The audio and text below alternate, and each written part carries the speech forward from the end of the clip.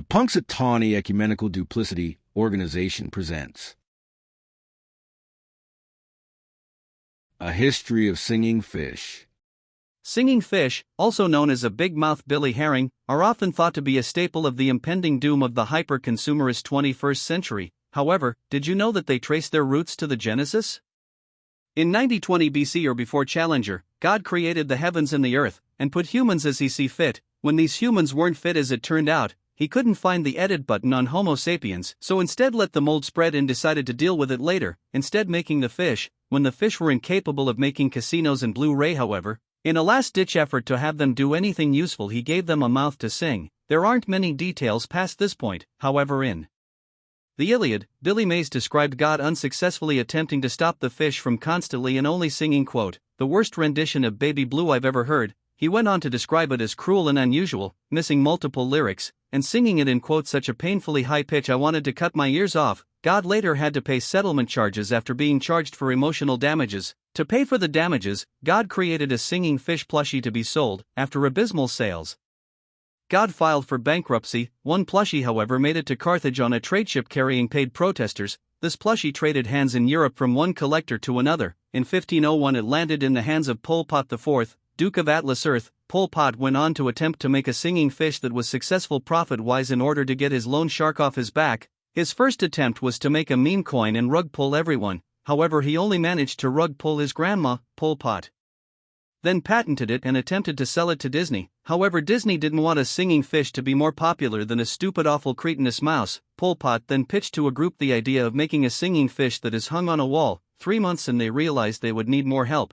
They sought out to get investors in. After a heated discussion on its future, they hypnotized the investors into funding the years-long project to build a singing fish on a wall. Eventually, in 1556, Pol Pot IV passed away and left the project to his eldest son, Thomas Midgley Jr. After finally completing the near-century-long project in 1593, he attempted to sell it with few sales, eventually succumbing to natural causes. Before his death, however, he dared God to curse him worse than he was. Legend has it he answered, returning to full health within a few days. Though many noticed he seemed off, his product miraculously became a hit, with him soon becoming the richest person in history. It is rumored that with this power he laid low and decided to curse the world for rejecting his product. He decided to finance the British East India Company in 1600, fund the colonies in America, and eventually convince England to tax the American colonies more in 1776, help funded the machines to start the Industrial Revolution. He eventually went on a break and told people it was, quote, to prepare. He bought out politicians, governments, and companies while dealing with anyone who spoke of what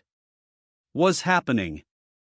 He hired some terrorists to shoot Franz Ferdinand while pushing governments to retaliate, whilst also funding them. He bought out the press as well to ensure positive cover of the war. He funded a puppet by the name of John D. Rockefeller to make a standard of oil to increase fossil fuel usage. He also pioneered developments of CFCs in order to rip the ozone. In the 1950s, Thomas began to lose his control over the governments, though contributed to several disasters and funded CCP microbial experiments. In 2019, it is currently rumored Thomas is spending his days reading over satanic texts to prevent the second coming. The latest we have is an interview with an ex-Washington Post reporter from 2023 in which he described having successfully found the third seal in Jerusalem and destroyed it. The rest are rumored to be in Israel, Rome, Britain, and one in the Americas. It is rumored in satanic texts that burning the sixth seal will plunge the world into a state of hell, and that destroying all 7 will end God's eternal reign, placing Thomas Midgley Jr. to rule over all existence forever.